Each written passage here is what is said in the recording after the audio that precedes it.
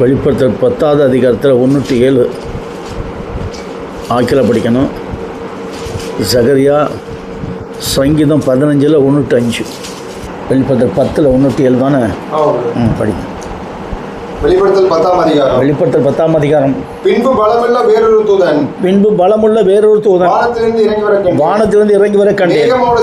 மேகமானது சூழ்ந்திருந்தது. அவருடைய சிரசின் மேல் வானவில் இருந்தது. அவருடைய முகம் சூரியனை போலவும் அவருடைய கால்கள் அக்கினி ஸ்தம்பம் போலவும் இருந்தது. திறக்கப்பட்ட ஒரு சிறு புஸ்தகம் அவன் கையில் இருந்தது. தன் வலது பாத்தை சமுத்திரத்திலும் தன் இடது பாத்தை பூமியிலும் வைத்து சிங்கம் கர்ச்சிக்கிற மகா சத்தம் ஆர்ப்பரித்தான். அவன் ஆர்ப்பரித்த போது 7 இடிகளும் தங்கள் சத்தமிட்டு முழங்கின. அவ் 7 இடி முழுங்க தங்கள் சத்தங்களை முழங்கின போது நான் எழுத வேண்டும் என்றிருந்தேன். அப்பொழுது 7 இடிமுழக்கள் சொன்னவர்களை நீ எழுதாமல் முத்திரை போடும் என்று வானத்திலிருந்து சத்தமாக கேட்டேன்.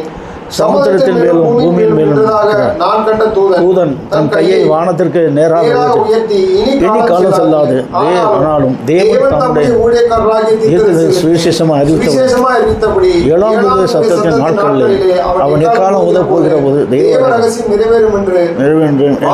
வானத்தையும் அதில் உள்ளவைகளும் பூமியை அதில் உள்ளவைகளையும் சமுத்திரத்தை அதில் உள்ளவைகளையும் சிருஷ்டித்தவரும் சதா காலங்கள் ஆமென். சங்கீத புஸ்தகம் 15ஆம் அதிகாரம். தாவீதின் சங்கீதம். கர்த்தாவே, யார் உம்முடைய கூடாரத்தில் தங்குவார்? யார் உம்முடைய பரிசுத்த பர்வதத்தில் வாசம் பண்ணுவார்? உத்தமனாய் நடந்து நீதியை நடப்பித்து மனதார சத்தியத்தை பேசுகிறவன் தானே. அவன் தன் நாவினால் புறங்கூறாமலும் தன் தோழருக்கு செய்யாமலும் தம் அயலான் சொல்லப்படும் நிந்தையான பேச்சை எடுக்காமலும் இருக்கிறான். ஆகாதவன் பார்வைக்கு கீழ்ப்பானவன் கர்த்தருக்கு பயந்தவர்களையும் கணம் பண்ணுகிறான்.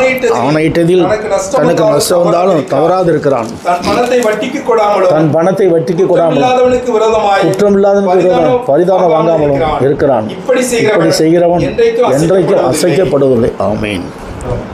ஏன்னா இந்த எப்பேற்பட்ட ஒரு அருமையான சத்தியத்தில் நம்ம வந்திருக்கிறோம். இன்றைக்கி இந்த உலகத்தில் உள்ள மக்களுக்கும் இந்த சத்தியத்துக்கு என்ன இல்லை, சம்மந்தமே கிடையாது. இந்த உலகத்தில் உள்ள மக்களுக்கும் சத்தியத்துக்கும் ஆனால் வேதம் அவங்க கையில் இருக்குது. சத்தியத்தை புரிந்து கொள்ள முடியாதபடி வேதத்தில் உள்ள மறைபொருளையும் ரகசியங்களும் அறிந்து கொண்டு தேவனோடு ஒரு உயிரோட்டமுள்ள தொடர்பை ஏற்படுத்தி கொண்டு தான் நாம் ஏற்படுத்தி கொள்ளணும். அது நம்மளுக்கு கிடைச்சிருக்கு. நம்ம மூலியமாக அவங்களுக்கு அது கிடைக்கணும். அதுக்காக நம்ம எவ்வளோ போராடுறோம்.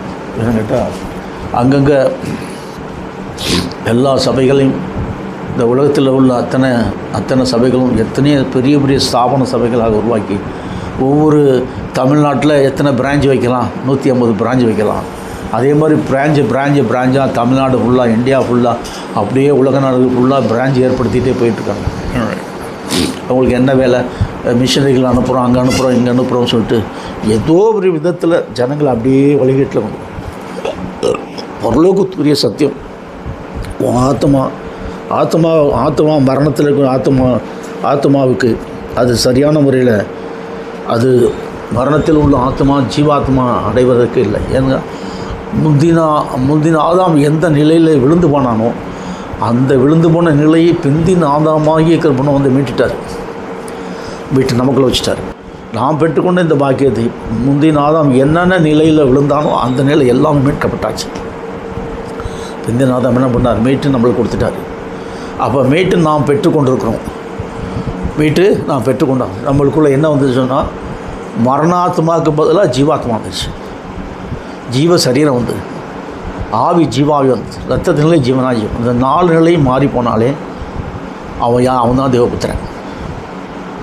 யோவான் 1:12 1-2 வசன பிரகாரம் அவன் தான் தேவபுத்திரன். இப்போ இன்றைக்கி நாம் தேவபுத்திரன் நடமாடும் தேவபுத்திரன் பூமியில் இருக்கும். இந்த சத்தியத்தை அது மட்டும் கிடையாது.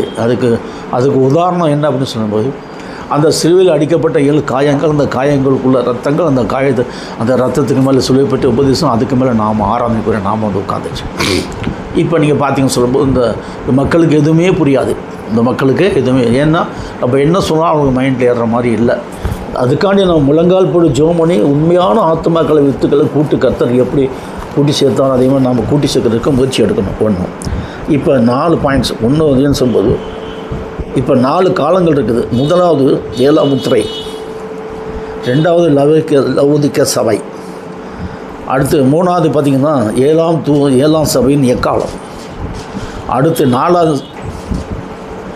ஏழாம் சபையின் மேல் கோப கலசம். ஏழாம் சபை கோபம். இந்த 4 பாயிண்ட் இருக்கும். இந்த 4 பாயிண்ட். முதல் பாயிண்ட் என்ன சொல்லும்போது லவோதிக்க சபைக்குரிய செய்தியின் காலம். இந்த செய்தியின் காலத்தில் உற்று நோக்கி பார்க்கும்போது என்ன,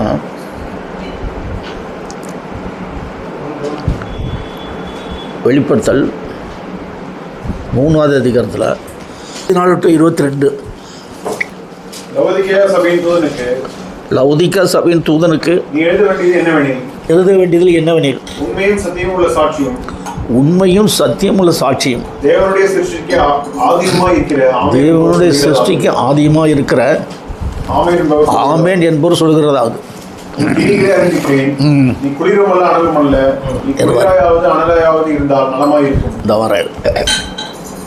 எவ்வளோ தெளிவாக சொல்கிறாரு. இக்காலத்துக்குரிய சபையினுடைய இந்த காலத்துக்குரிய மக்களுடைய நிலை எப்படி இருக்கும், இந்த காலத்துக்குரிய மக்களுடைய நிலை எப்படி இருக்கும் அதை தெளிவாக சொல்லிட்டார். ஆனால் இதை யார் இந்த மக்கள் அப்படின்னா இந்த வேதத்தை வைத்திருக்க இந்த மக்கள் தான். வெளிப்படுத்தல்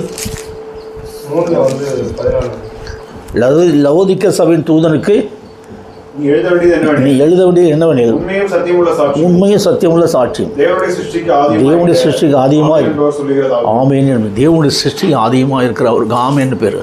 அவர் என்ன சொல்கிறாருன்றதை நம்ம கவனி. இந்த காலத்துக்கு இப்போ லவோதிக்க சபை ஸ்டார்ட் ஆயிடுச்சு. இதான் 7ஆம் சபை. இப்போ இது முடிஞ்சு என்ன வருது 6, அது முடிஞ்சு 5, அது முடிஞ்சு 4, அது முடிஞ்சு 2, 1. அப்போ இந்த 7ஆம் தூதன் வரும்பொழுது இந்த காலம் எங்கேருந்து ஸ்டார்ட் பண்ணுது? 7ஆம் தூதன் மூலியமாக லவோதிக்க 7ஆம் சபை 7ஆம் ஸ்டார்ட் ஆகும்போது ஏன் இது 7ஆம் தூதனாக வரணும்? இது ஏன் 1ல் வரக்கூடாது? 1லையும் ஸ்டார்ட் பண்ணி கடைசியில் 7க்கு போகக்கூடாது? இது கவுண்ட் டவுனில் கொண்டு வராரு. ஏன்னா 7ஆம் தூதன் எப்போ இருக்கிறான்? இங்கே பூமியில் இப்போ தான் இருக்கிறான்.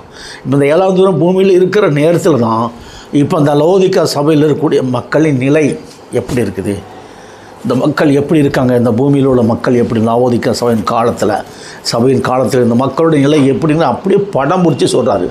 சொல்லும்போது பார்த்தாலும் என்ன சொல்கிறாரு? அது உன் கிரியிலே அறிந்திருக்கிறேன், நீ குளிருமல்ல அனலுமல்ல, நீ குளிராவது அனலாவது இருந்தால் நலமாயிருக்கும். இப்படி நீ குளிருமின்றி அனலுமின்றி வெதுவெதுப்பாக இருக்கிறபடினால் உன்னை வாயினின்று ஏன் கேட்டால் இன்றைக்கி உலகத்தில் உள்ள மக்கள் எல்லாம் எப்படி இருக்காங்க? இந்த வேதத்தை வைத்திருக்க மக்களுக்கு என்ன இருக்குது? குளிருமின்றி ஆனால் சத்தியத்தை அறிந்து கொள்ள முடியாதபடி. அவர் நீங்கள் பார்த்தீங்க சொல்லும்போது எல்லாரும் ஆவியில் நிறைவோம், அந்நிய பாஷை பேசுவோம், ஏன்னு கேட்டால் அப்போ அது இவங்க செய்யக்கூடிய சேஷ்டை எங்கே என்ன சொல்கிறார்? நீ குளிருமின்றி ஆனால் இருக்க. இவங்க செய்யக்கூடிய சேஷ்டை அவர் கேள்வி பண்ணி கிண்டல் பண்ணுறாரு. நீ எப்படி இருக்கிற? குளிருமின்றி அனலுமின்றி. ஆனால் இவன் என்ன பண்ணான்னு சொன்னால் டூப்ளிகேட்டாக ஒன்று உருவாக்க பார்க்குறான்.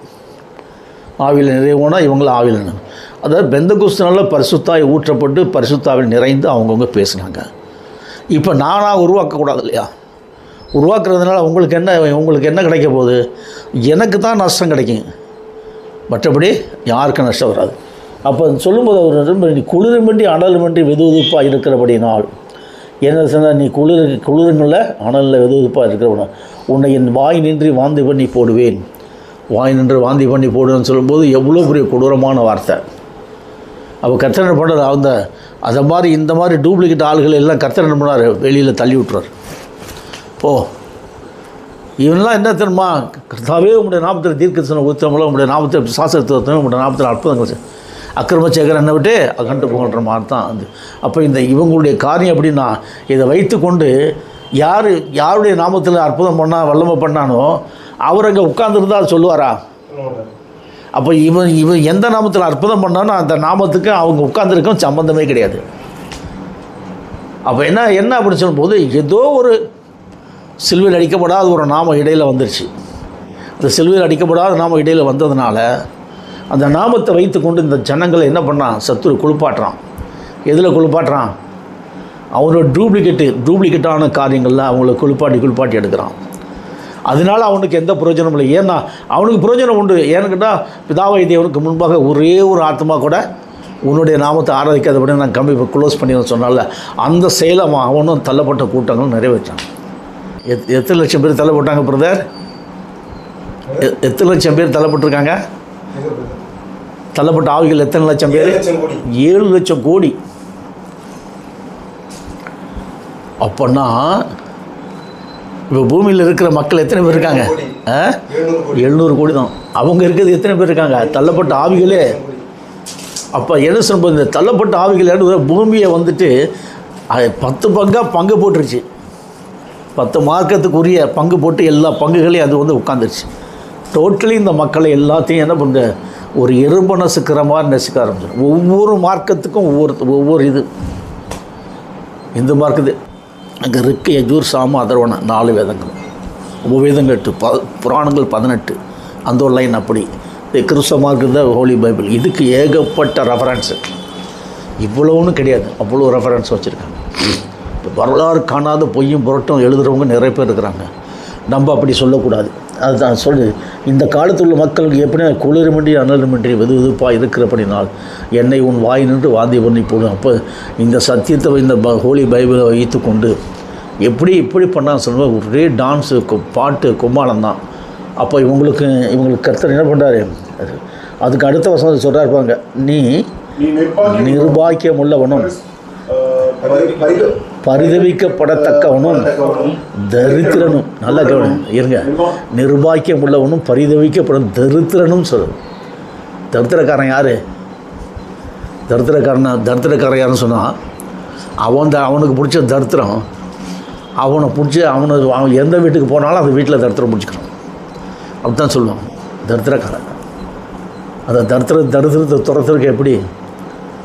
தரித்திரத்தை துரத்துறது சாதாரண காரியம் கிடையாது. அதுக்குள்ளே வரம்பெற்ற வந்தால் தான் தடுத்த முடியும். 2வது சொல்ல ஏவல் விட்டு தரித்திரக்காரன் ஆக்கிடுவாங்க. மந்திரம் பண்ணி ஏவல் பண்ணி தரித்திரக்காரன் ஆக்கிடுவாங்க. ஒரு ஆள் பிடிக்கலைன்னு சொன்னால் ஏவல் விட்டுருவாங்க. அந்த ஏவல் பிசாசு போய் அவனை கையின் பிரயாசத்தெல்லாம் க்ளோஸ் பண்ணிட்டு வறுமைக்கு கொண்டு வந்து பசி பட்டினி பஞ்சம் வறுமையில் கொண்டு வந்து தரித்திரக்காரன் ஆக்கி விட்டுருவான் பேய். அப்போ இந்த மனிதனை தரித்திரக்காரனாக்குறது பேய் தான். அவன் ஆடி ஓடி செயல்படக்கூடியவன் தான்.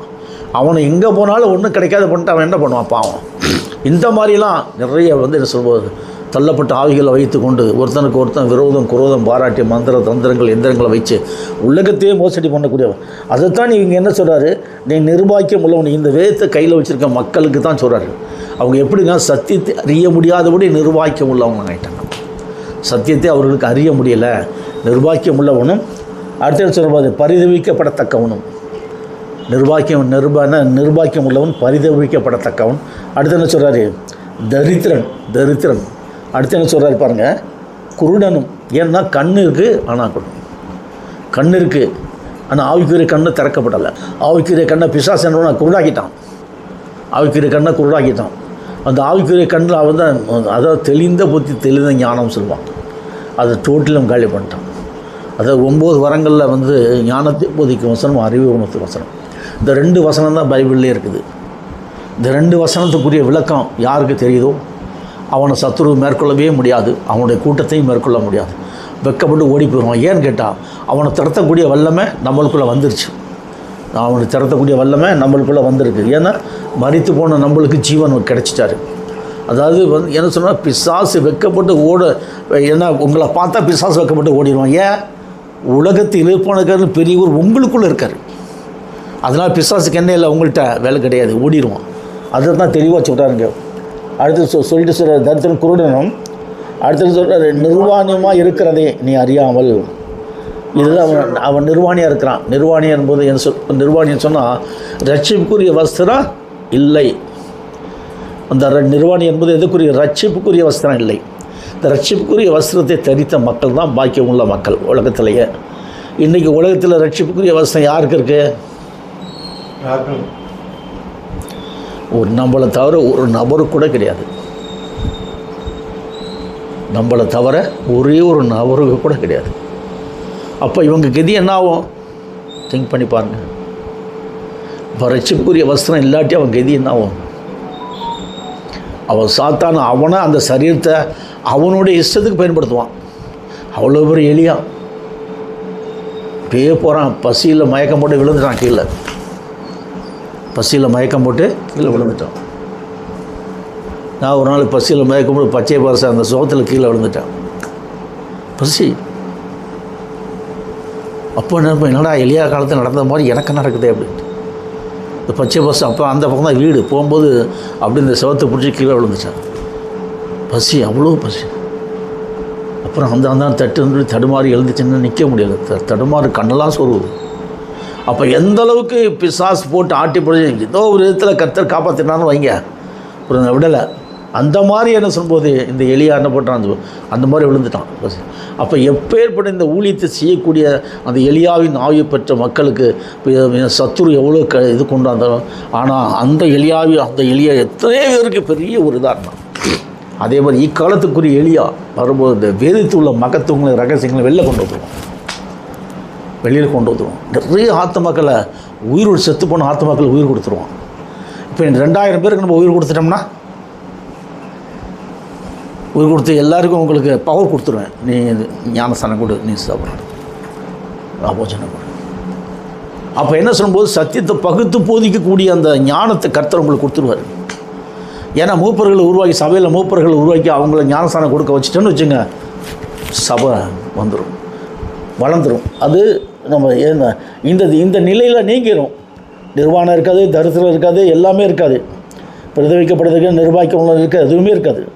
அறியாமல் அடுத்து என்ன சொல்கிறாரு, நான் ஐஸ்வர்யனாகும் என்றையும் அந்த வசனம், நான் ஐஸ்வர்யவான் என்றும் திரவிய சம்பந்தன் என்றும் எனக்கு ஒரு குறையும் இல்லை என்றும் நீ சொல்லுகிறபடியால்.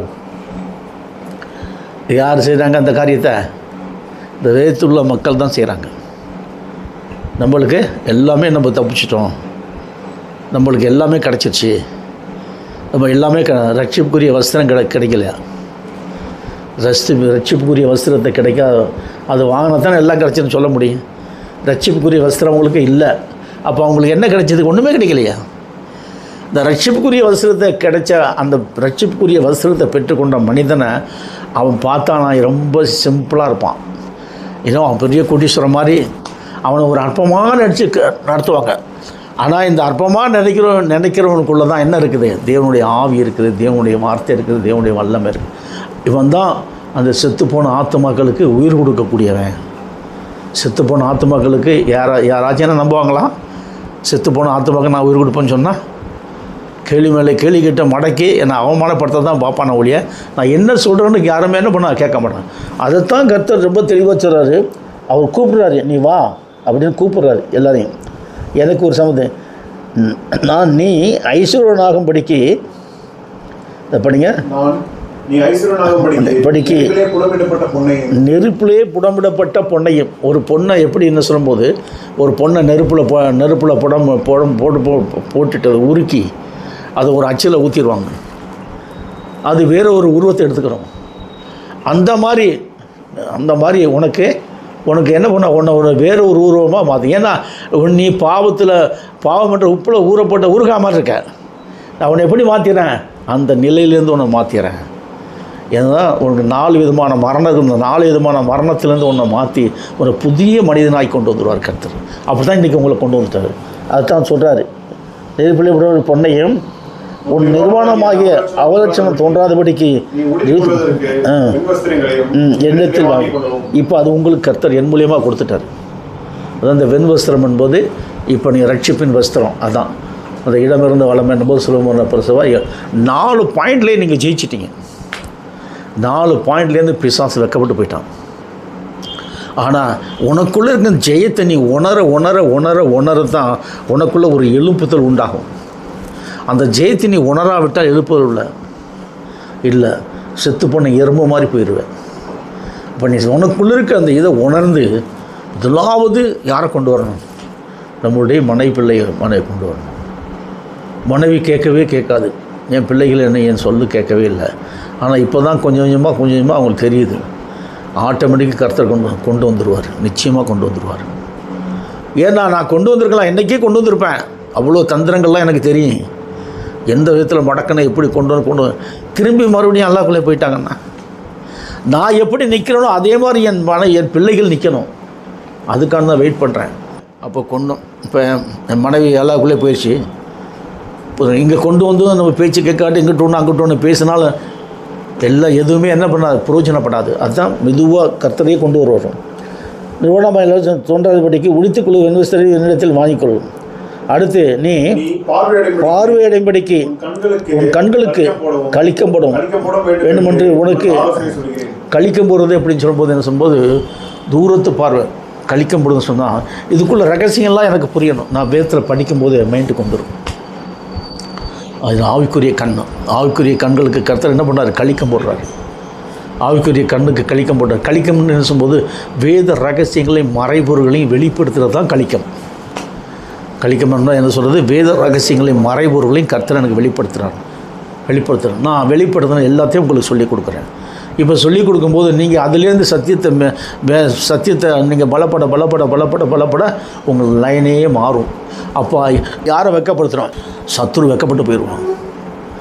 நம் மூலியமாக கர்த்தருடைய நாமம் மகிமைப்படும். சத்துரு வெக்கப்படுவான், பிசாசு வெக்கப்பட்டு ஓடிடுவான். ஏன்னா நம்மை கொண்டு கர்த்தர் இந்த பூலோகத்தை நியாயம் தீர்க்கக்கூடிய மனுஷனை கொண்டு வர இதுதான் நியாய தீர்ப்பு. ஒவ்வொரு மனிதனையும் நியாயம் தீர்ப்பது எது, இதுதான். அது ஒரு வசனம் இருக்கின்ற வசனம் தான் அப்போஸ்தலர்கள். இப்போ நீங்கள் பூலோகத்தின் நீதியாய் நியாயம் தீர்க்கக்கூடிய ஒரு மனுஷனை கர்த்தர் எழுப்புறாரு. அவனை கொண்டு பூலோகத்தை நியாயம் தீர்த்துருவார். அவர் பிசாசுக்கு என்ன இல்லை, பூமியில் வேலை இல்லை. இப்போ நிறைய பேர் வந்துட்டாங்கன்னா பிசாசுக்கு என்ன இல்லை, வேலை இல்லை. மேலும் ஒரு நாளை குறித்திருக்கிறார்.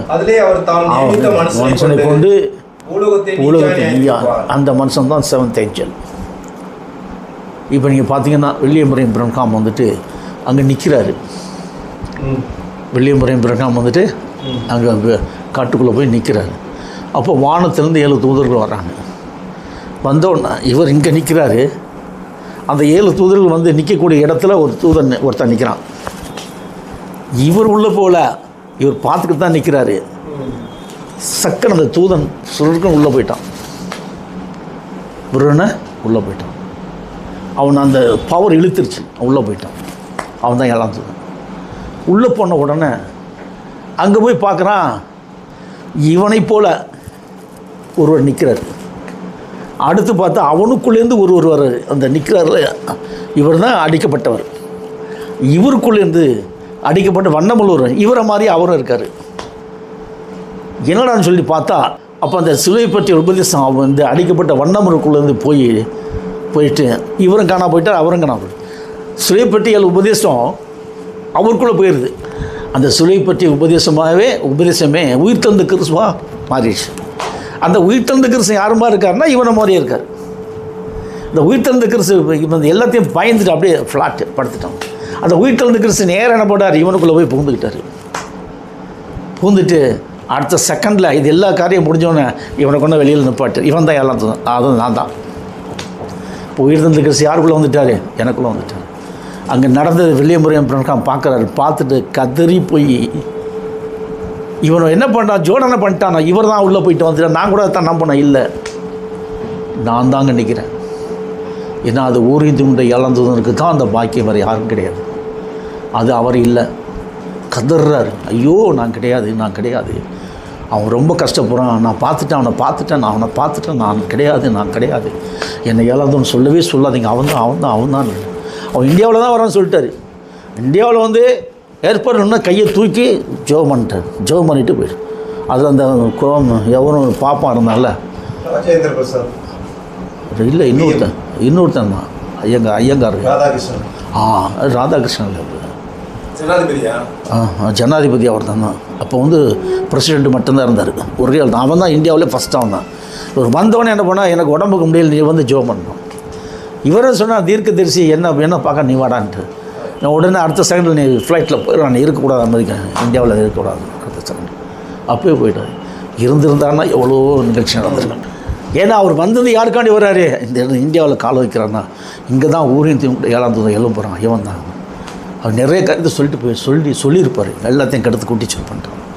ஏன்னு கேட்டால் பரவாயில்ல, ஏன்னா தேவன் நம்மளுக்கு எல்லாத்தையும் தெரியும். கடைசியில்ன்றா நான் கூட அதான் அவரை தான் நம்பிக்கிட்டு இருந்தேன். யாரை, ஓரியந்தி உங்கள்கிட்ட அவர் தான் ஏழாந்தது எல்லாம் நம்பிக்கிட்டு இருந்தேன். அவர் சொல்லிட்டு அவர் ஏழாந்தது நீ தான் ஏழாந்தது, நான் ஏழாந்தது தானே கேட்குறேன். நான் ஏழாந்தது தானே? ஆமாம் நீந்தான்றார். எப்படி ஆண்டவரே? உனக்கு தான் வேத ரகசியத்தை மொத்தமாக ஊற்றிருக்கிறேன். உன் மூலியமாக தான் சத்தியம் வெளியில் போகணும். நீ பேசும்போது உனக்கு தெரியும்.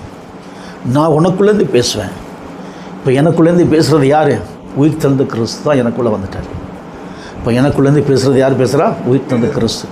இப்போ சத்தியத்தை சத்தியமாக அவருக்கு மட்டும்தான் தெரியும், வேறு யாருக்குமே தெரியாது. புரியுதுங்களா? வேறு யாருக்குமே தெரியாது.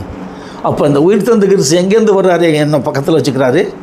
வெள்ளை குதிரை அவர் தான் வர்றாரு, வெள்ளை சிவப்பு குதிரை கருப்பு குதிரை எல்லா குதிரையும். அப்போ யார் போதுன்னு எல்லா வேலையும் அவர் தான் செய்கிறார். எல்லா வேலையும் ஒரே நபர் தான் எல்லா வேலையும் செய்வார். அப்போ எனக்குள்ளே இருக்கிறதும் அவர் தான், இந்த குதிரையில் வர்றதும் அவர் தான், சத்தியத்தை போதிக்கிறதும் அவர் தான். அந்த சத்தியவான் எவனும் என் சத்தம் கேட்டு சத்தியத்தை போதிச்சவங்களும் அதன்படி நடந்து உங்களுக்கு கிறிஸ்துவை தரிப்பிக்க செய்கிறவரும் அவர் தான். கிறிஸ்துவை தரிப்பிக்க செய்கிறவரும் அவர் தான். இந்த முதல் நிலையை உங்களுக்கு தரிப்பிக்க செய்கிறாரு. எந்த நிலை?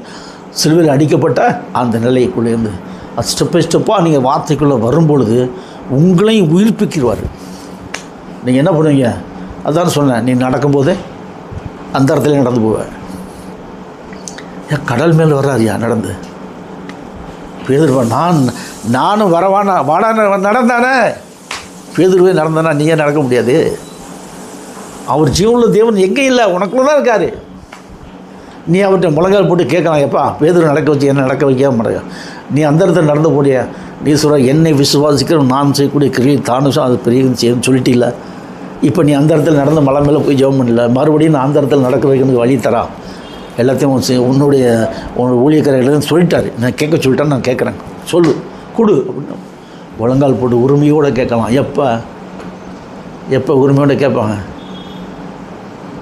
ஒரு தகப்பனுக்கு தான் பிள்ளை தகப்பனுடைய வார்த்தைக்கு கீழ்ந்து உண்மையாக உத்தமம் நடக்கும்போது உரிமையோடு கேட்பான். அதே மாதிரி நீங்கள் உண்மை உத்தவமாக இந்த வார்த்தையின் பிரகாரம் நீங்கள் ஜீவிக்க நீ கேட்கவே அவரே கொடுத்துருவார் எல்லாத்தையும். நீ மனசில் என்ன நினைக்கிறியோ அது நடக்கும். அதைத்தான் அவருக்கு சொல்கிறாரு. அடுத்து என்ன சொல்லுவார்? நான் நேசிக்கிறவர் இல்லை 18 படிங்க. நீ ஐஸ்வர்யனாகும்படிக்கு பொன்னையும் அவலட்சணம் தோன்றாதபடிக்கு ஞான சமத்தில் இடத்தில் வாங்கிக்கொள். நீ பார்வையிடும்படிக்கு உன் கண்களுக்கு கழிக்கப்படும் சொன்னேன். எவர்களோ கடிந்து கொண்டு சிச்சிக்கிறேன், ஆகையால் நீ மனம் திரும்பும். ஏன்னு கேட்டால் இப்போ அவர் நம்மளை நேசிக்கிறார். நம்மளை அவர் கடிந்து கொள்ளவும் இல்லை, சிச்சிக்கவும் இல்லை. என்னை கடிந்து கொள்ளவும் இல்லை, சிச்சிக்கவும். ஏன்னா அவர் எனக்குள்ளேருந்து சத்தியத்தை வெளிப்படுத்திக்கிட்டே இருக்கார். யாருக்கு? மகிமையடைந்த மணவாட்டி சபைக்கு. சபைக்கு என்ன பேர் வைக்க சொன்னார்? பலமுறை கேட்டான். சக்கரையா புரியுதா? பலமுறை கேட்டான். ஆண்டவரே சபைக்கு பேரை சொல்லிட்டு அவர் சொல்கிற மகிமை அடைந்த மணவாட்டி சபை. என்ன சொல்லிட்டாரு? மகிமை அடைந்த மணவாட்டி சபை. அப்போ பூமியில் என்ன சொல்லும்போது அந்த பூமியில் மகிமை அடைந்த மணவாட்டி சபையை உருவாக்குறது தான் யாருடைய வேலை? ஊரிந்தி முண்டை இழந்துடைய வேலையே மகிமை அடைந்த மணவாட்டி. இப்போ நீங்கள் மகிமை அடைஞ்சிட்டீங்க. நீங்கள் தான் மகிமை அடைந்த மணவாட்டி சபை. எங்கே வருது? ரொம்ப சிறுமை எளிமையாக எழும்புது. சிறுமை எளிமை. ஜகரியா விட்டால் இப்போ கடன்னா பிரசங்கம் பண்ணுவார். இவரை விட்டால் இந்த அளவுக்கு பிரசங்கம் பண்ணுவார். இவராக பண்ணுறாரு. ஆக்கிலா விட்டால் இன்னும் அதிகமாக பண்ணுவார். இவராக பண்ணுவார். நம்ம தீர்க்கத்தை சாமுவேல் விட்டால் இன்னும் அதிகமாக பண்ணுவார். இவராக பண்ணுவார் இல்லை, அவருக்குள்ளே இருக்கிறவர் பண்ணுறாரு. உலகத்தில் இருப்பவர்கள் உங்களுக்குள்ள இருப்பவர். நீங்கள் என்ன பேசணுமோ அது ஆட்டோமேட்டிக்காக உங்கள் வாயிலேருந்து வந்துக்கிட்டு என்ன பேசணுமோ அது வெளியில் வந்துக்கிட்டு அப்படி தான் சொல்லிட்டு வர்றார். இவர் நம்ம ரொம்ப நேசிக்கிறார். அடுத்து இதோ நின்று தட்டுகிறேன், ஒருவன் என் சத்தத்தை கேட்டு கதவை திறந்தான். வாசப்படியிலே நின்று தட்டுகிறேன்னா என்ன அப்படின்னு சொல்லும்போது வாசற்படியில் நின்று தட்டுகிறது தான் இந்த சத்தத்தை கேட்டு ஊரினுடைய 7ஆம் தூதனுடைய சத்தத்தை கேட்டு கேட்டு வாசற்படியில் தட்டுவேன்னு சொல்லும்போது தான் கேட்டு நீ சத்தியத்தை அறிந்துக்கிற ஞானசானம் பெற்று சத்தியத்தை கேட்டு ஞானசனம் பெற்று இது பெற்றும்போது என்ன நடக்குது? நான் அவரோடு சேர்ந்து போஜனம் பண்ண, அவனு என்னோட போஜனம் பண்ண. பூஜனம் பண்ணும்போது என்ன சொல்கிறார்? அவருடைய மாம்சத்தையும் ரத்தத்தையும் நம்மளுக்கு தந்துட்டார். சீசர்கள்லாம் இருக்கிறாங்க. உடனே என்ன பண்ணார்? ஒரு வஸ்திரத்தை கட்டிக்கிட்டார், பூஜனம் கொடுத்துட்டாரு, வஸ்திரத்தை கட்டிக்கிட்டார். எல்லாரையும் உட்கார வச்சு அவன் காலை ஒரு பாத்திரத்தை தண்ணி வச்சு சீசரோட காலெலாம் கழுவுறாரு. யார் சிவா கதறான்? சீசர்லாம் என்னுடைய காலை கழுவுற. இப்போ நான் செய்யாட்டியதில் இந்த இந்த இந்த ஐக்கியத்தில் உனக்கு என்ன இல்லை, பங்கு இல்லை. அப்படியே அமைதியாட்டாங்க. கையை மட்டும் தலையை சேர்த்துக்கலாம், ஒன்றும் தேவையில்லை, காலை மட்டும் கழணும். அப்போ தேவன் என்ன பண்ணுறான்னு சொல்லும்போது சீசருடைய காலை கழணும் ஒரு மாதிரியை வைக்கிறாரு. என் மாம்சத்தை இப்போ நீங்கள் சொன்ன யோவான் 6வது அதிகாரத்தில் 48 58 முடிய படிக்கும்போது அவர் சொல்கிறார், என் மாம்சத்தை புசித்து இரத்தத்தை பானம் பண்ணதுக்கு நித்திய ஜீவன் உண்டு, அவனை கடைசி நாள் போன்னு சொல்கிறார். அப்போ இந்த பாக்கியத்துக்குரிய மக்களாக நம்மளை மாற்றிட்டார். அவருடைய மாம்சத்தையும் அவருடைய ரத்தத்தையும் பானம் பண்ணக்கூடிய மக்களாக மாற்றிட்டார். ஏன்னா இதுவரைக்கும் இந்த 2000 வருஷமாக யாரும் அவருடைய மாம்சத்தை புசிக்கல் 7ஆம் தூதன் வந்து தான் கொடுக்கணும். இதுதான் ஏது.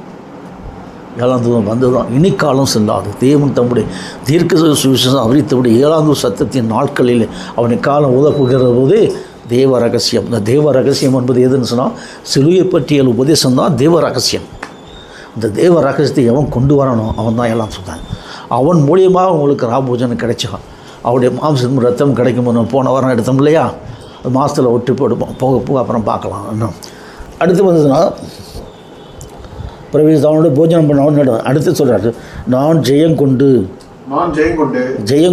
என் பிதாவுடைய சிங்காசனத்தில் உட்கார்ந்தது போல எவனும் என்னோட கூட உட்கார்ந்து ஆலோசனை. ஏன்னு கேட்டால் நீங்கள் பார்த்தீங்கன்னு சொல்லும்போது இப்போ என்ன சொல்லும்போது அவர் சொல்கிறத பார்த்தா பிதான்றாரு. பிதா எங்கே இருக்கார்? இவர் குமாரன் இருக்கார். இப்போ இவருக்குள்ளேருந்து உயிர் தந்த கிறிஸ்து வந்துட்டார். பிதா என்பது என்ன சொல்லும்போது இப்போ எலும்போடும் தசையோடு இருக்கார், சிலுவையில் அடிக்கப்பட்டவர், ரத்தம் நீக்கப்பட்ட சரீரத்துக்குள்ளே இருக்கார். அவருக்குள்ளேருந்து இவர் வந்துட்டார். இப்போ அந்த சிங்காசனத்தில் பிதாவுடைய சிங்காசனத்தில் தான் இவர் வந்திருக்கார். அப்போ என்ன சொல்லும்போது அப்போ அந்த பிதாவுடைய சிங்காசனம் வந்து இடமிருந்து வளம் பண்ணும்போது அந்த சிலுவை மரண பிரசவ 7 காய முத்திரை, இதுதான் சிங்காசனம். பிதாவுடைய சிங்காசனம் இதுதான். இந்த நிலை உங்களுக்குள்ளே வந்துடுச்சு. இந்த நிலை உங்களுக்குள்ள வந்து அடுத்த நிலை என்ன சொல்லும்போது காயங்கள் இங்கே அடிக்கலை, மணிக்கட்டெலாம் வச்சாங்க. மணிக்கட்டில் காயம் 2 மணிக்கட்டில் 2 குதிங்கள்லாம் ஒரே அணி வச்சு குத்திட்டான். இடமிருந்து வளர்ந்து சிலுவை மரண பிரசவங்கள் எல்லோரும் பார்த்திங்கன்னா இந்த படத்துலலாம் பார்த்திங்கன்னா இங்கே அடித்ததாக தான் போட்டிருப்பான், அப்படியே அடித்ததாக போட்டுருவான். அதெல்லாம் பொய். இந்த ஆர்சிக்காரன் பண்ணுற வேலை பொல்லாத ஒன்று. பிசாசு மக்கள் அடித்தது இங்கே தான் அடித்தான். குதிங்காலில் ஒரு ஆணி வச்சு நீட்டாக ஆணி வச்சு சொருவி விட்டானோ. 2 ஒன்றா வச்சு ஆணி வச்சு சொல்கிறோன்னா ஒரு சிக்கனம் போயிடப்போகுது. ஏன் குதிங்காலில் அடித்தான், ஏன் இங்கே அடித்தான்னு சொன்னால் இங்கே நீங்கள் பார்த்தீங்க சொல்லும்போது கையை வச்சு பாரு, ரத்த நாடி துடிப்புங்க தான் இருக்குது. சீக்கிரம் உயிர் போயிடும், ரத்தம் கொட்டிடும், கால்லையும் நாடி துடிப்பு இருக்குது. அதனால அவனுக்கு எல்லா விஷயம் தெரிஞ்சு தான் அடிச்சிருக்கான். அப்படி இருந்தும் அவர் என்ன சொல்லும்போது அவர் என்ன காரியத்துக்கு வந்தாரோ அந்த காரியத்தை முற்றிலுமாக நிறைவேற்றி முடிச்சிட்டார். யாருக்காக? நமக்காக. இந்த முதல் பலனை பெற்றுக்கொண்டது அப்போஸ்தலர்கள். அவங்க காரியத்தை 2000 வருஷமாக அது முடியலை. இப்போ மறுபடியும் திரும்ப அந்த பலனை கொண்டு வரான், பூமிக்கு கொண்டு வரான் தான் ஊரின் தேவனோட 7ஆம் தூதன். இனி காலம் செல்லாது. தேவன் தம்முடைய தீர்க்க சுவிசேஷம் 7ஆம் தூதன் சத்தத்தின் நாட்கள்லேயே அவருடைய எக்காலம் தான் செய்தி தான் ஒதுப்பது. தேவ ரகசியம் நிறைவேறும். இது எல்லாத்தையும் நான் உங்களுக்கு சொல்லிட்டேன். அடுத்தது சொல்கிறேன், நான் ஜெயங்கொடி பிதாவுடைய சிங்காசனத்தில் உட்கார்ந்தது போல் ஜெயங்கொள்கிற வேணும் அவனும் என்னுடைய சிங்காசத்தை என்னோட கூட உட்கார முடியாது. இந்த நிலை வந்து என்ன சொல்லும்போது இதை படிங்க. அது சொல்லும்போது இந்த நிலை எதை குறிக்கிறது சொன்னால் 1 கொரிந்தியர் 15வது அதிகாரத்தில் 29வது வசனத்தை படிச்சிங்கன்னா அதுக்குள்ளே இந்த நிலை மறைஞ்சு அங்கே வருது. பவுல் தான் எழுதுகிறாரு. ஆனால் ஆவியானவர் எப்படி மாற்றி கரெக்டாக வசனத்தை பொறுத்துறாரு. மேலும் மரித்தோர் உயிர்த்தெழாவிட்டால் மரித்தவர்களுக்காக ஞானஸ்நானம் இருக்கு. ஏன்னா மரித்தவர்கள் யார்? சரீரமே 4 பாயிண்ட் மறித்து போச்சேன். இவர்களுக்காண்டி என்ன பண்ணி அவனை ஞானஸ்நானம் பெற்றால் தான் அவனை விடுதலை. அந்த நிலையை தான் இங்கே சொல்கிறாரு. மரித்தவர்களுக்காக ஞானஸ்தானம் பெற்றோம். அப்போ ஞானஸ்தானம் என்பது சாதாரண காரியம் அல்ல. ஏன் எல்லாத்தையும் இப்போ இவர் போய் ஞானஸ்தானம் எடுக்க வேண்டிய அவசியம் என்ன இருக்குது? யோவான் ஸ்நானகட்ட ஏன் எடுத்தார்? சரி, நீங்கள் இப்போ கேட்டிங்கன்னா, சரி இவர் ஞானஸ்தானம் எடுத்தார், ஞானஸ்தானம் கொடுத்தாரு. யார்ட்டாச்சும் கேட்டேன், ஏசுங்க ஞானஸ்தானம் கொடுத்தானா? இல்லைம்மா, அவனுக்கு தெரியாது. அவனுக்கு வசனத்தை சொன்னாலும் மண்டல் ஏறாது. ஞானஸ்தானம் கொடுக்கலையா அவர்? அப்படிமா, கொடுத்ததாக வசனம் இருக்கியா? எவன்டாச்சும் கேட்டோம், அது தூக்கி குப்பையில் விடுமா? இன்னும் அழுத்து பிடிச்சோம்னா அது தூக்கி குப்பையில் விடுமா? அவர் கொடுக்கலன்னா அவ்வளோதான். ஞானஸ்தானம் அவர் கொடுத்ததே ஒத்துக்கிற மாட்டேன்றான். அப்போ எப்படி இருக்குது கதை? அடுத்து நீங்கள் பார்த்தீங்கன்னு சொன்னால், இப்போ இந்த மாதிரி இப்போ நான் சொன்னது ஒரு நிலை தான் சொல்லியிருக்கேன். எந்த நிலை சொல்லியிருக்கேன்? இப்போ ஒரு நிலை. இது என்ன? லவோதிக்கா சபையின் காலம். லவோதிக்கா சபையினுடைய லவோதிக்கா சபைக்கு கொடுக்கப்பட்ட செய்தி. இந்த லவோதிக்கா சபைக்கு கொடுக்கப்பட்ட செய்தி ஒரு நிலை. இன்னும் 3 நிலை இருக்குது. 2வது நிலை என்ன சொல்லும்போது, இந்த செய்தி எந்த காலத்தில் வருதுன்னு சொல்லும்போது, வெளிப்படுத்தல் 8:1 படியான காலத்தில் வருது.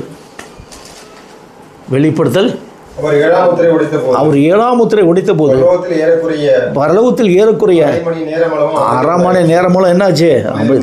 இந்த அரை மணி நேரம் என்பது எதை குறித்தா? 12,000 வருஷம். அரை மணி நேரம் அது 12. இந்த 12,000 2000 வருஷம் முடிஞ்சு போச்சு. இன்னும் 10,000 வருஷம் இருக்குது. இன்னும் எத்தனாயிரம் வருஷம் இருக்குது? 10,000 வருஷம் இருக்குது, மீதம் இருக்குது. மேலும் இந்த 10,000 ஆண்டுகள் எல்லாம் முடிந்து விடும். வெளிப்படுத்தல் 10:6, மல்கியா 4:6, ஜகரியா 14:7 இனி காலம் செல்லாது தேவன் தம்முடைய தீர்க்க அப்போ சுவிசேஷம் அறிவித்தபடி 7வது சத்தத்தின் நாட்களில் எக்காலம் ஊதப் போகிற போது தேவ ரகசியம் என்பது என்ன? தேவ ரகசியம் என்பது என்ன?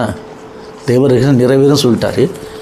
என்ன சொல்லுவோம்? நீங்கள் பார்த்தீங்கன்னா இந்த 7 இடிமின்னல்கள் சொன்னதை சொல்கிறார் இல்லையா? அந்த வசனத்தை படிங்க.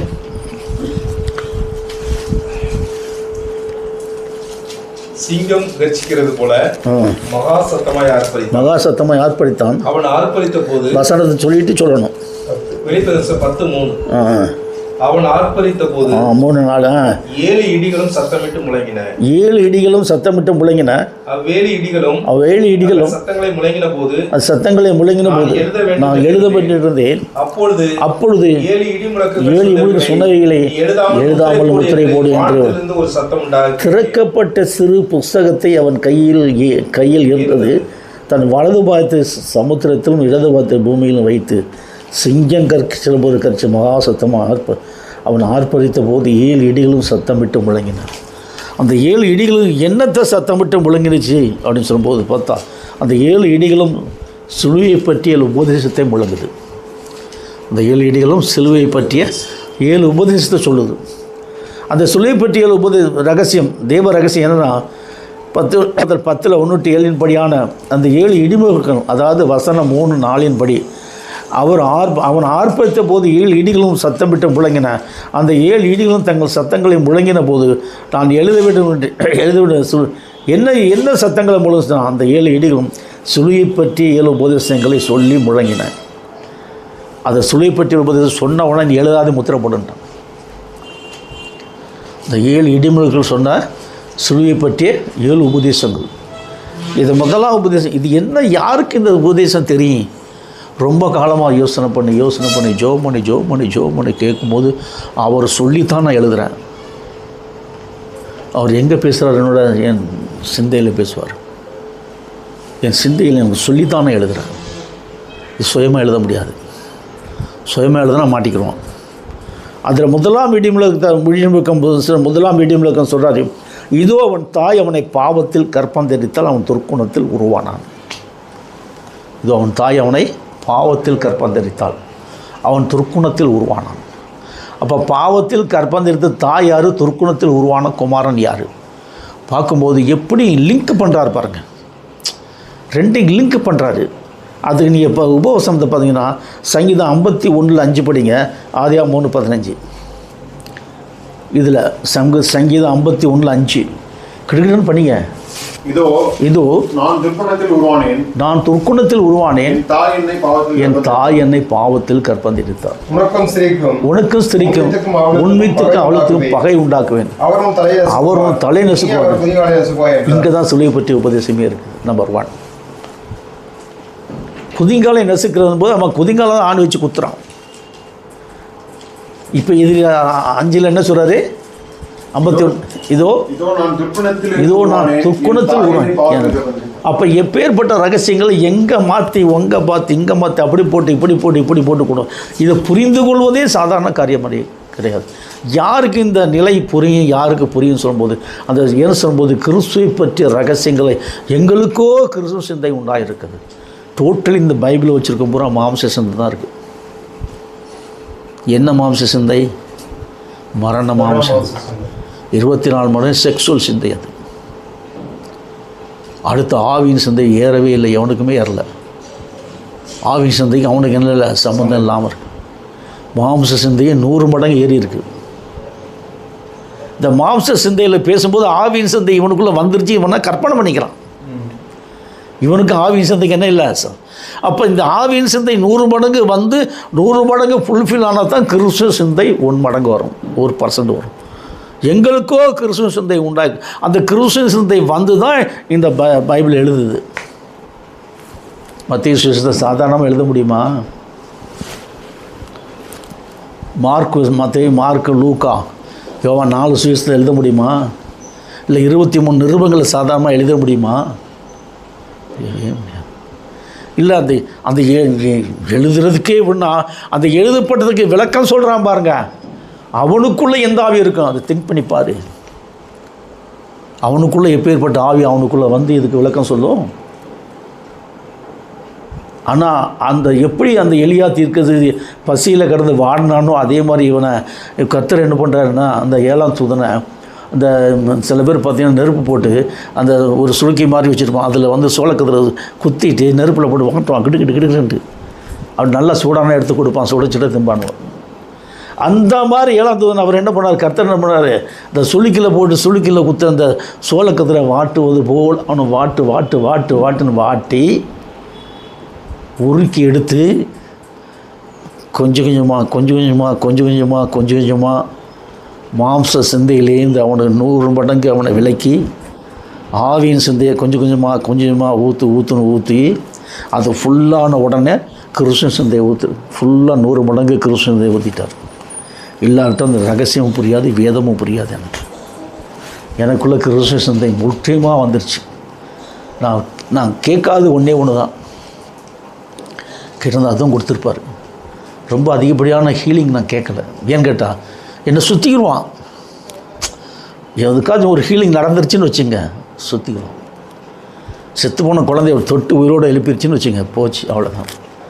யாராச்சும் அமைச்சர் செத்து போனால் இங்கேருந்து ஜோம் பண்ணி நான் எழுப்பிடுறேன்னு சொல்லி போலீஸ் ஸ்டேஷனுக்கு கம்ப்ளைண்ட் ஒரு ஃபோன் பண்ணால் உடனே ஆள் வந்துடுவான். நான் எல்லோரும் நில்லுங்கப்பா, நான் இங்கேருந்து ஜோம் பண்ண உயிரோடு எழும்பிடுவார்ச்சுன்னா இங்கே ஜோம் பண்ண உயிரோடு எழும்பிட்டான்னு வச்சுங்க, ஒன்று என்னை கொலை பண்ண பார்ப்பான் அல்லது உயிரோடு வைக்க மாட்டான். ஏன்னு கேட்டால் அந்தளவுக்கு மனிதர்களுக்கு எப்படி இருக்குது, நல்ல புத்தி ரொம்ப ஒரு குயிக்காக வேலை செய்யுது. இந்த அளவுக்கு என்ன சொல்லுவாங்க, கர்த்தர் நம்மளை உயர்த்தும் போது கொஞ்சம் கொஞ்சமாக சத்தியத்தின்படி அவங்கள கொண்டு வரணும். இப்போ இந்த சத்தியத்தின்படி தான் இப்போ நான் அவங்கள கொண்டு வரேன். அதுதான் சொல்கிறார். என்ன சொன்னால், இதோ அவன் தாய் அவனை பாவத்தில் கர்ப்பம் தெரிவித்தால் அவன் துர்க்குணத்தில் உருவானான். நீங்கள் பாவத்தில் கர்ப்பம் தெரிவித்தான்னு சொன்ன என்ன சொல்லும்போது, இப்போ ஒரு பெண்ணு போயிட்டு கல்யாணம் பண்ணாதபடி ஒருத்தனோட சேர்ந்துட்டா அவள் கர்ப்பவதி ஆகிட்டான். நல்லா கவனிங்க, கல்யாணம் பண்ணதுக்கு முன்னாடி ஒரு பொண்ணு சேர்ந்துட்டா கர்ப்பவதி ஆகிட்டான். இப்போ இந்த கர்ப்பத்தை என்ன சொல்லுவாங்க, எவன்கிட்டே போயிட்டு வந்துட்டா பாவத்தில் கர்ப்பம் தெரிவித்தான். அதே மாதிரி நல்லா கவனிங்க, அதே மாதிரி கிறிஸ்து இப்போ நான் சொல்லியிருக்கேன், இயேசுக்குள்ளே எத்தனை இயேசும்போது பரிசுத்த ஆவியில் உருவாக்கப்பட்ட அந்த சரீரம் எது கன்னி, பரலோக கன்னி எப்படி ஆகிட்டா, கர்ப்பவதி ஆகிட்டா. பிதாவை இதை என்ன பண்ணார், கர்ப்பவதி ஆகிட்டார். இவர் தான் கர்ப்பவதி ஆக்கி இப்படி சொல்கிறாரு.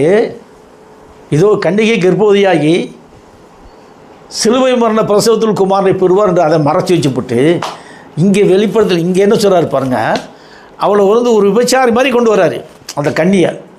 படிங்கத சங்கீதம் 51:5 சொல்கிறார் இல்லையா? என்ன சொல்கிறார் பாருங்க.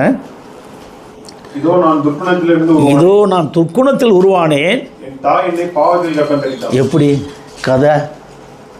துர்க்குணத்தில் உருவானாராம். ஒரு தாய் பாவத்தில் கற்பம் தெரிவித்தாங்க. அப்படி நடந்தது இல்லை. ஏன்னு கேட்டால் அப்போ பிதாவாகி தேவன் என்ன பண்ணிட்டார் சொல்லும்போது தான் செய்த தவறை மறைக்கிறாரா? பிதாவாகி தேவனே இந்த காரியத்தை பண்ணிட்டார். ஏன்னு கேட்டால் நீங்கள் பார்த்தீங்கன்னா அப்போ என்ன சொன்னோம்? நியாயப்பிரமாணத்தை மீறுவதே பாவம்.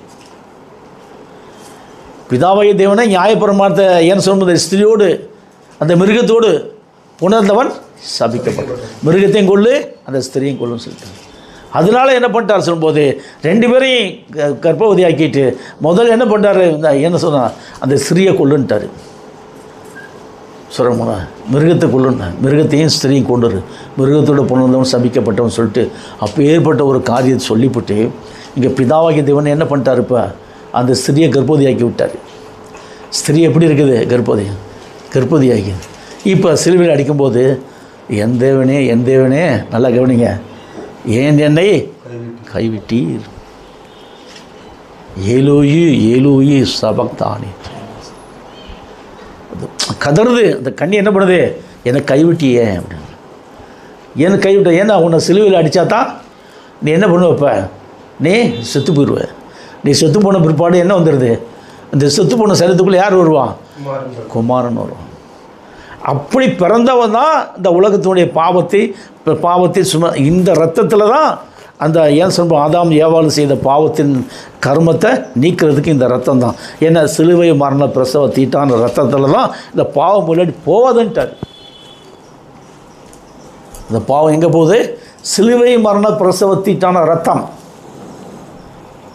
இது பார்த்தீங்க சொல்லும்போது 1 சொல்கிறாரு. 1:7 இயேசு கிறிஸ்துவோட ரத்தம் சகல பாவங்களை நீக்கி நம்மை சுத்திகரிக்கும். நல்லா கவனிங்க, எப்படி அழகாக தூக்கிட்டு வந்துட்டார். ஒளியில் இருக்கிறது போல நாமும் ஒளியில் நடந்தால் 1:7 ஒருவர் ஐக்கியப்பட்டு இருப்போம். அவருடைய குமாரனாகிய கிறிஸ்து பிராணனின் ரத்தம் சகல பாவங்களை நீக்கி நம்மை சுத்திகரிக்கும். ஏன்னு கேட்டால் நீங்கள் பார்த்தீங்கன்னு சொல்லும்போது அது சொல்கிறத பார்த்தா ஏன்னு சொல்லும்போது அதாவது சொல்லும்போது அது இயேசு கிறிஸ்துன்னு இருக்குங்க. இயேசு கொண்டு ரத்தம் சகல பாவங்களை நீக்கி நம்மை சுத்திகரிக்கும்னு சொல்லிட்டாரு. இப்போ இந்த ரத்தம் எப்பேற்பட்ட ரத்தம்? அது கன்னி புள்ளப்பட்ட ரத்தம், தீட்டான ரத்தம். சிலுவை மரண பிரசவத்தில் குழந்தை பிறந்துச்சு, அது தீரும். அந்த ரத்தம் யாரை வெட்கப்படுத்திடுச்சு? உலகத்தின் சர்வலோகத்தின் பாவத்தை சுமந்து தீர்க்கக்கூடிய பிசாசை வெட்கப்படுத்தி விட்டுருக்கு. அடுத்து நீங்கள் பார்த்தீங்கன்னா இதோ அவன் தாய் அவனை பாவத்தில் கர்ப்பம் தரித்தால் அவன் துர்க்குணத்தில் உருவானான். அவன் சிலுவையில் அடிச்சிட்டாங்க. 2வது இடியல் பக்கம் சொல்லுது, பகையை சிலுவையில் கொன்று சமாதானத்தை நித்திய சுவிசேஷமாக அறிவிப்பான். சங்கீதம் 129 3வது வசனத்தை படிச்சிங்கன்னா அடுத்து மத்தேயு 27வது வசனம் 28வது வசனம், மார்க் 15 16 17 18 சுரப்பாத்தா சங்கீதம் 129:3 உழுகிறவர்கள் என் முதுகின் மேல் உழுது படைச்சால்களை நீளமாக்கினார்கள். என்ன அதாவது சொல்லும்போது 2வது பார்த்தீங்க முதல்ல இங்கே 2வது முதுகில் 40 மிலாரடி, முதுகில் எத்தனை அடி அடித்தானுவா? 40 மிலாரடி. உழுகிறவர்கள் எதில் உழுதாங்களா? முதுகில் உழுதுட்டாங்க. உழுகிறது வந்து அந்த உழுகிறவர்கள் சொல்லும்போது விதை விதைக்கிறதுக்கு நிலத்தை உழுவாங்க இல்லையா, அந்த மாதிரி என்ன பண்ணிட்டானுவா? இது அந்த விதையை உதைக்கிறதுக்கு மிலாரடி அடித்து 40 அடி அடித்து தசையும் ரத்தம் கொட்டுது. தசை ஒரு பக்கம் கிழிஞ்சு போச்சு. தூள் தானே மிலாரடி. அந்த இந்த திருக்காவல் பார்த்துருக்கீங்களா? அதுதான் மிலாறு. அதில் முள்ளுமுள்ளாக இருக்கும். இரும்பு முள். ஆமாம், ஓங்கி ஒரு அடி அடித்தா என்ன ஆகும்? அதே மாதிரி தோலை கிழிச்சு ரத்தத்தை கிழிச்சு அவர் மிளாறுன்றது அது திருக்க வாழை காட்டிலும் கொடூரமாக இருக்கும் அந்த மிளாறு. 40 அடிச்சிட்டான். 2 பகையை சிலுவையில் கொன்று சமாதானத்தை நித்திய சுவிசேஷம். அந்த பகையை சிலுவையில் கொண்டு உனக்கும் ஸ்திரிக்கு உன்வித்துக்கு அவளுக்கு பகை உண்டாக்கு, அவரும் தலை நசுக்கும் அந்நியாருக்கும். அந்த பகையை எங்கே கொண்டுட்டார்? அது 3:15 சொல்லப்பட்ட பகையை சிலுவையில் கொண்டுட்டார், க்ளோஸ் பண்ணிட்டார். பகையை சிலுவையில் கொன்று சமாதானத்தை நித்திய சுவிசேஷமாக அறிவிச்சிட்டார். சமாதானம் என்ன சொன்ன? நித்திய சுவிசேஷமாக அறிவிப்போம். சமாதானத்தை நித்திய சுவிசேஷமாக அறிவிட்டார். இந்த சுவிசேஷம் வரும்பொழுது ஏன்னு கேட்டால் மனிதனுக்கும் சாத்தானுக்கும், சாத்தான் மனிதனை கொண்டுட்டான். சாத்தான் என்ன பண்ணான்? மனுஷனை மனுக்குலத்தை அழிச்சிட்டான். அழிக்கப்பட்ட மனுக்குலத்தை மீட்டு எடுத்துட்டார் சிலுவையில். அந்த சிலுவையினுடைய அடையாளம் எனக்குள்ளே வந்துருச்சு. நான் யாரை தெரிஞ்சிருக்கேன்? நான் கர்த்தராகி இயேசு என் சரீரத்தில் தரிச்சிருக்கேன். இனி எவனும் எனக்கு வருத்தம் உண்டாக்காதிருப்பானாங்கன்றது. பவுலுக்கு என்ன வந்துருச்சு? பவுலுக்குள்ளே என்ன வந்துருச்சு? இப்போ அடையாளம் வந்துருச்சு. நான் கர்த்தராகி இயேசு கிறிஸ்து என் சரீரத்தில் தரிச்சிருக்கேன், எனக்கு யாரும் எனக்கு வருத்தம் உண்டாக்காது. இந்த அடையாளம் நம்மளுக்குள்ளே வந்துட்டதுனால, முன்னோடைய அடையாளம் நம்மளுக்குள்ளே வந்துட்டதுனால நாம் அவர் ஜெயித்தது போல் நாம் ஜெயிச்சிட்டோம். பிசாசு என்ன பண்ணிட்டு வெட்கப்படுத்திட்டார். அதான் பகையை சிலுவையில் கொண்டுட்டார், சமாதானத்தை நித்திய சுவிசேஷம் அறிவிப்போம் சொல்லிட்டாருங்களா. அடுத்தது மத்தேயு 27, 27, 28 வசனம். அந்த ஒரு வசனம் 2 வசனம் மட்டும் படிங்க. மத்தேயு 27, 27, 28. அவர் வஸ்திரங்களை கழற்றி சிவப்பான மேலங்கே அவருக்கு உடுத்தி 28 முள்ளுகளால் ஒரு முடியை பின்னி அவர் சிரசின் மேல் வைத்து வலது கையில் ஒரு கோலை கொடுத்து அவர் முன்பாக முழங்காற்படிட்டு யூதருடைய ராஜாவே. ஏன்னா அவர் அடித்ததும் இல்லாமல், அதாவது சாவறதுக்கு முன்னாடி அவர் சிலுவையில் கொள்றதுக்கு முன்னாடி என்னென்ன அக்கிரமமாக பேசணும் எல்லாத்தையும் பேசுகிறாங்க. துன்மார்க்கமான நடவடிக்கை இந்த போர் சேவைகளை விட்டு அப்படி தான் பண்ணுவாங்க. அப்படி பண்ணிட்டாங்க. 15 அப்பொழுது பிலாத்து ஜனங்களை பிரியப்படுத்த மனதுள்ளவனாய் பரபாசை அவர்கள் விடுதலையாக்கி வாரில் அடிப்பித்து சிலுவை அடிப்படை கூப்பிடும். ஏன்னு கேட்டால் இழுத்துட்டு போகிறாங்க. வாடிலாம் அடித்து ரத்தம் சொட்ட எழுதிட்டு போகிறாங்க. சொல்லுங்க. 50:5-6 கர்த்தராகிய ஆண்டவரின் செவி திறந்தார், நான் எதிர்க்கவும் இல்லை, நான் பின்வாங்கவும் இல்லை. அடிக்கிறவர்களுக்கு என் முகத்தையும் தாடை மயிரை பிடிக்கிறவர்களுக்கு என் தாடைகளையும் ஒப்பு கொடுத்தேன். என்ன அவமானத்துக்கும் உமிழ்நீருக்கும் என் முகத்தை மறைக்கவில்லை. அவர் ஆட்டுக்குட்டி என்ன பண்ணுவாங்க? ஆட்டுக்குட்டி எழுத்துட்டு போகிறானுவ வெட்டுறதுக்கு, கொலை பண்ணுறதுக்கு. ஆட்டுக்குட்டி போயிட்டே இருக்கும். கசாப்பு கடைக்காரனை கொண்டு போயிட்டு கழுத்தை வெட்டிட்டு அது தோலை உரிச்சிட்டு கறி எடுத்து விற்றுருவாங்க. அந்த மாதிரி தான், அதாவது அடிக்கப்படக்கூடிய ஆட்டுக்குட்டியை போல் அவர் வாயை திறக்கவே இல்லை. நீ ஜீவனுள்ள தேவனுடைய குமாரனாய கிறிஸ்து தானா? சட்டை கிறிஸ்து தான். இனி எனக்கு என்ன சாட்சி வேணும்? இவன் தன்னை ஜீவனுடைய குமாரனுடைய கிறிஸ்துன்னு சொல்லிட்டான். அவனை கொல்லுடா, அவனை விடாதடா, அடிடா, இங்கே அடி, பலார் அடி, கணத்தில் அடி, வாயில் அடி. என்ன சொல்கிறோம்? மனிதருக்கு ஜீவனுள்ள தேவனுடைய குமாரனாய கிறிஸ்து தானே ஆம் நீர் சொன்னபடியே தான்ன்றார். அவர் சொன்னது உண்மைதான். அவனுக்கு என்ன பண்ண முடியலை, புரிஞ்சுக்கிற முடியலை, அறிஞ்சிக்கிறோம். ஏன்னா ஜீவனோட தேவனுடைய குமாரனாய் கிறிஸ்து யாருக்குள்ளே இருக்கார்? அவருக்குள்ளே இருக்கார். இவர் சிலுவையில் அடித்தா தான் கிறிஸ்து பிறக்க முடியும். அந்த நிலையில் கொண்டு வரணுமே அப்படிதான். அடுத்து பார்த்தீங்கன்னு சொல்லும்போது 3வது, மரணத்தை ஜெயமாக விழுங்கி, மரணமே உன் கூரங்கே, பாதாளமே உன் ஜெயம் எங்கே. சங்கீதம் 22 14-18 வரைக்கும். அப்புறம் 1 Corinthians 15 51 56 முடிய. ஏசாயா 25 7, 8, 6. ஓசியா 13, 14 சொல்கிறார். ரொம்ப தெளிவாக சொல்கிறார். மரணத்தை ஜெயமாக விழுங்கிட்டார். விழுங்கிட்ட பிற்பாடு என்ன கேட்குறாரு? மரணமே உன் கூரங்கே, பாதாளமே உன். ஏன்னா அவர் பாதாளத்துக்கு போக முடியாது. அவர் போக முடியாது. ஏன்னு கேட்டால் ஏற்கனவே பாதாளத்துக்கு போய் இந்த நோவின் காலத்தில் கீழ்ப்படியாதவங்களாம் தூக்கிட்டு வந்துட்டார். இவரை பாதாளம் அடைக்க முடியாது.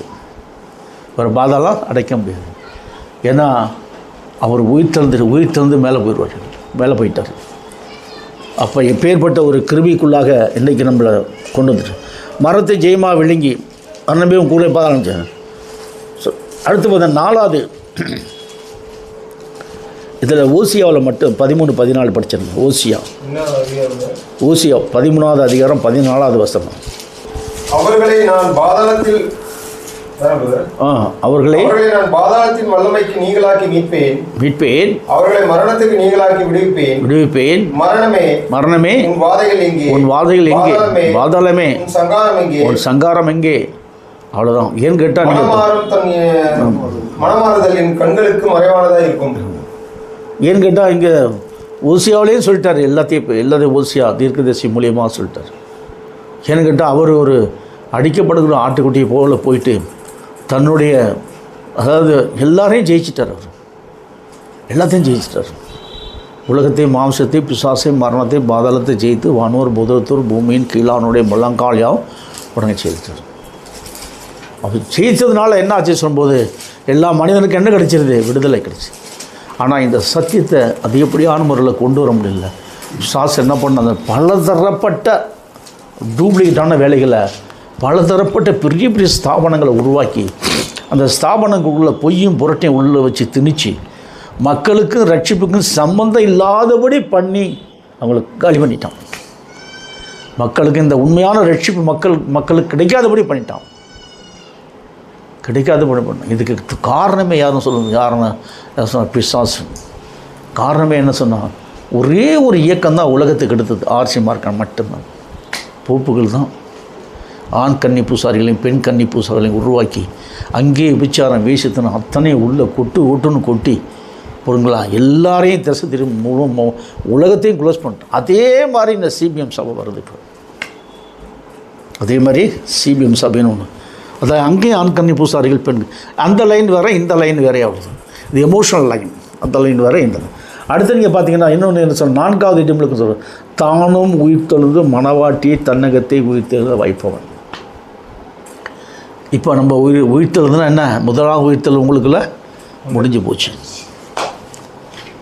முதலாம் உயிர்த்தெழுதல் வந்துடுச்சு. 2வது உயிர்த்தெழுதை பற்றி அப்புறம் பார்ப்போம்.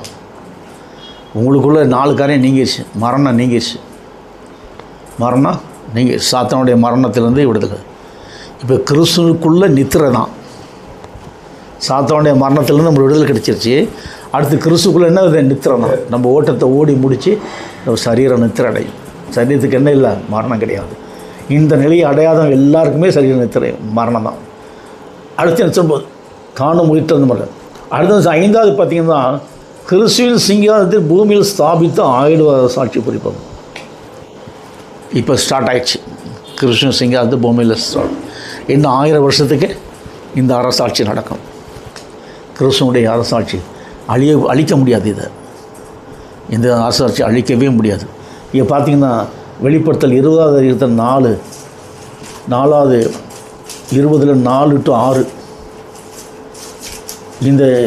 இந்த ராட்சியத்தை அழிக்க கிறிஸ்துவ சிங்காசனத்தை பூமியில் ஸ்தாபித்த பிற்பாடு 1000 அரசாட்சி புரிபவன். அன்றியும் நான் சிங்காசனங்களை கண்டேன், அதன் மேல் உட்கார்ந்தார்கள்.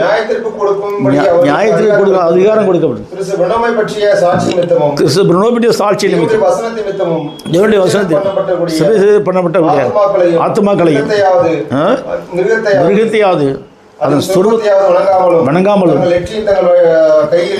கைகளிலும் தரித்துக் கொள்ளாமல் இருக்க கண்டேன். உயிர்த்து கிறிஸ்துவோட அரசாங்கம். ஏன்னு கேட்டால் உங்களுக்கு என்று சொல்லும்போது இந்த சத்தியத்தை உயிர் தந்த கிறிஸ்து நம்மளுக்குள்ளே வந்துட்டார்.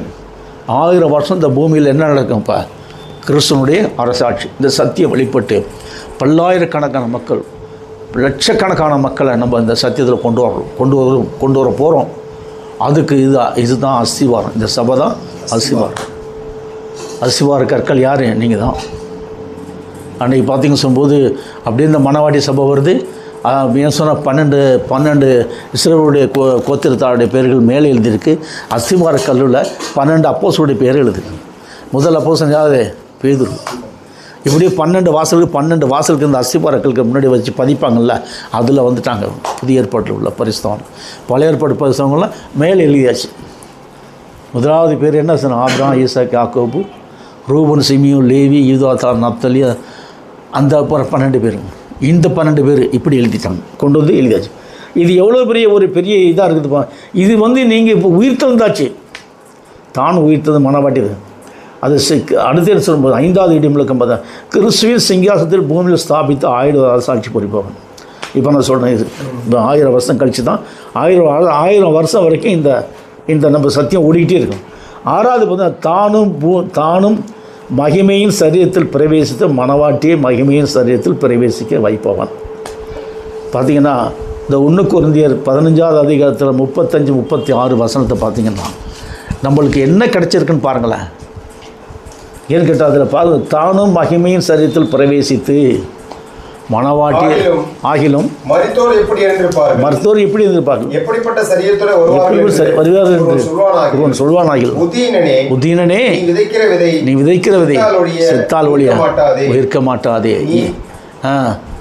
நீ விதைக்கிற போது இனி உண்டாகும் மேனே அல்லது மற்ற தானியத்தினுடைய வெறும் விதையே விதைக்கிறாய். ஏன்னு கேட்டால் இப்போ உங்களுக்கு இனி உண்டாகும் மேனி உங்களுக்குள்ளே வந்துருச்சு, விதைச்சாச்சு. உங்களுக்குள்ள கிறிஸ்துவனுடைய விதை, கிறிஸ்துவனுடைய வித்து உங்களுக்குள்ளே வந்துச்சு. இனி உண்டாகும் மேனி உங்களுக்குள்ளே வந்துச்சு, நம்மளுக்குள்ளே வந்துருச்சு. இப்போ நம்மளுக்கு என்ன கிடச்சிருச்சு? நம்மளுக்கு என்ன? மகிமையின் சரீரம், இதுக்குரிய அஸ்திவாரத்தை போட்டாச்சு. இது மகிமையின் சரீரத்தை கொண்டு வரும். நீங்கள் டெவலப் பண்ண இந்த மகிமை சரீரம் எப்படி கிடைக்குன்னா, மற்ற மகிமையின் சரீரத்தை காணி நீ பிரயாசப்படும் பொழுது உனக்குள்ளே இருப்பவர் பலப்படுவார். எப்போ பலப்படுவார்னு பாரு.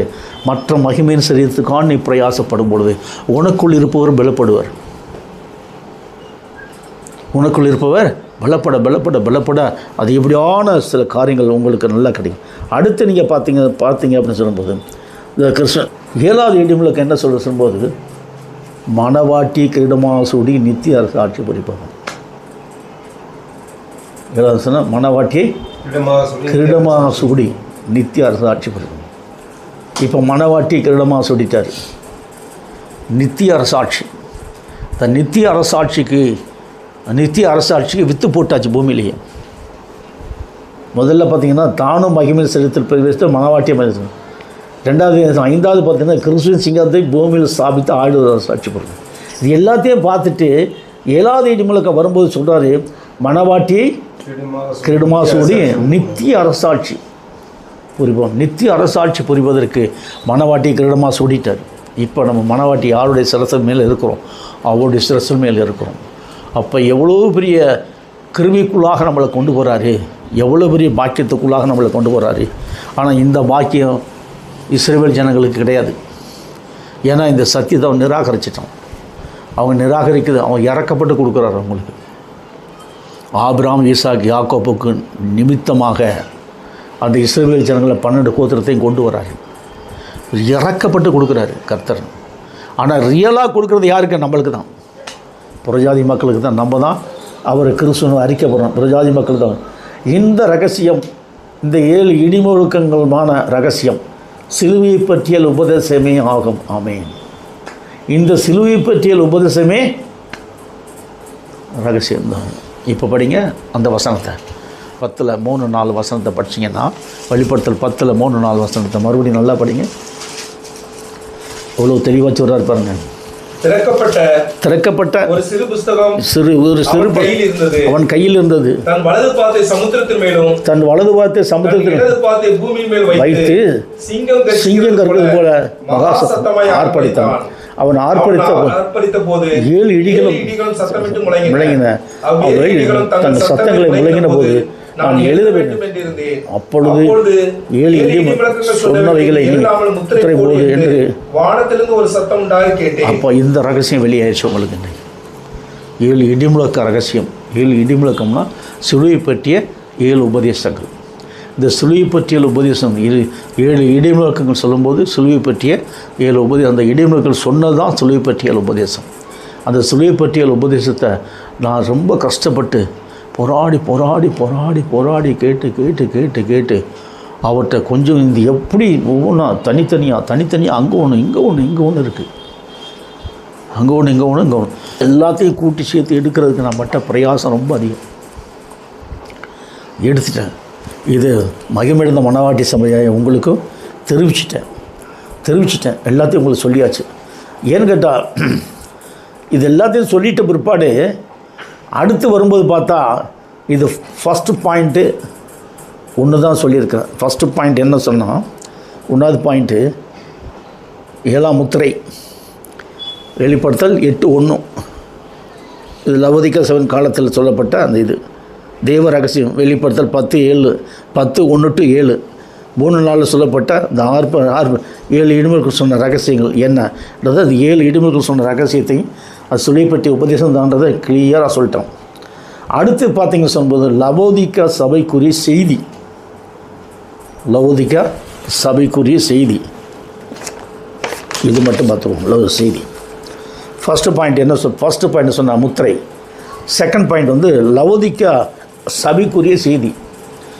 லவோதிக்கா சபையின் தூதனுக்கு நீ எழுத வேண்டியது என்ன சொன்னார்? உண்மையும் சத்தியமுள்ள சாட்சியும் தேவனுடைய சிருஷ்டி ஆதியமாக இருக்கிற ஆமென் என்பது சொல்கிறதாவது, உன் கிரியைகளை அறிந்திருக்கிறேன், அனலுமல்ல என்றால் நலமாக இருக்கும். ஏன்னு கேட்டால் இந்த லவோதிக்கா சபையின் காலத்தில் உள்ள ஜனங்க எப்படி இருப்பாங்கன்றதை எல்லாத்தையும் சொல்லிட்டார். அது ஏற்கனவே படிச்சிட்டாங்க. புரியுங்களா? எல்லாத்தையும் சொல்லிட்டார்.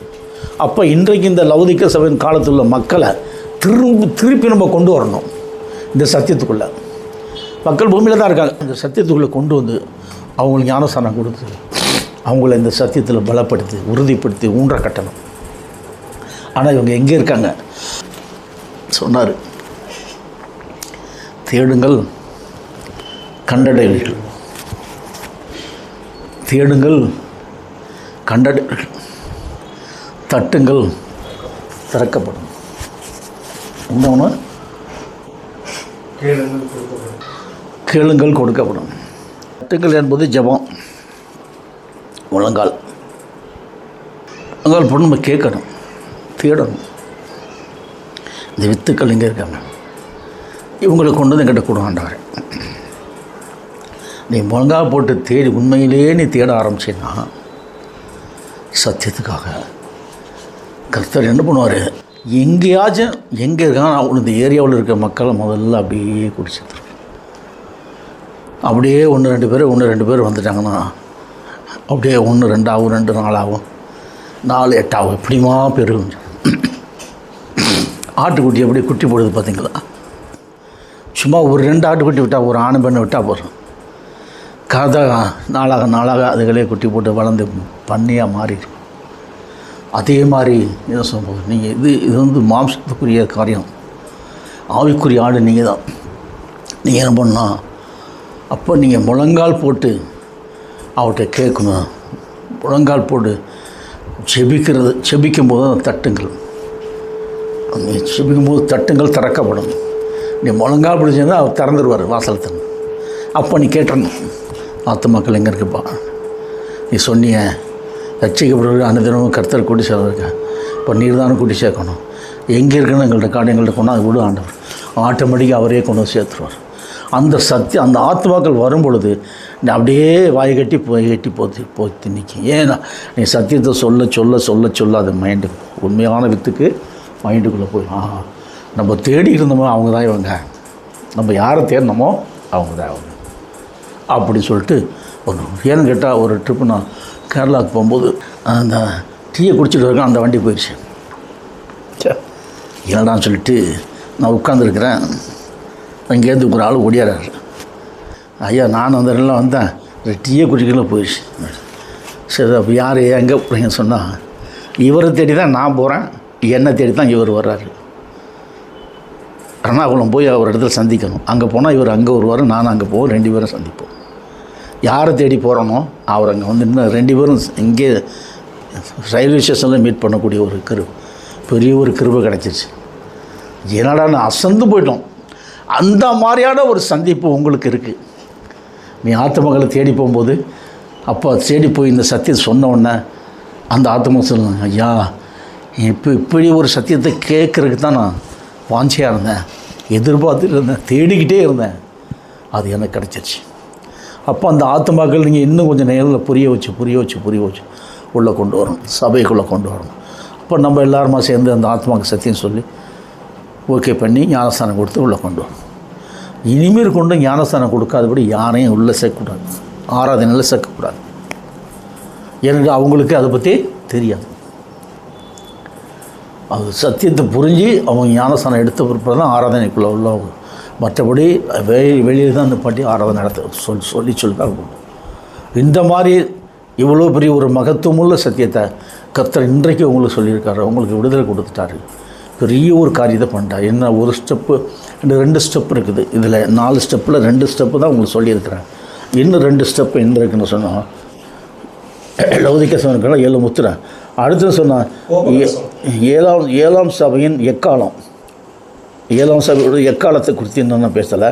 அடுத்து சொல்லும்போது 7ஆம் சபையினுடைய கோப கலசம். இந்த 2 காரியம். ஒன்று 7ஆம் சபையினுடைய எக்காலம், கோபகலசம். இந்த 2 இதையும் அடுத்த வாரம் பேசுவோம். கர்த்தர் உங்களோட இருப்பான். ஜெபம். கர்த்தாவே சோதரம் ஆண்டவரே, உண்மை நாங்கள் துதிக்கிறோம், சோதரிக்கிறோம் ஆண்டவரே. எவ்வளோ பெரிய கிருபை, எவ்வளோ பெரிய பாக்கியமான காரியத்தை எங்களுக்கு தந்திருக்கிறீர்.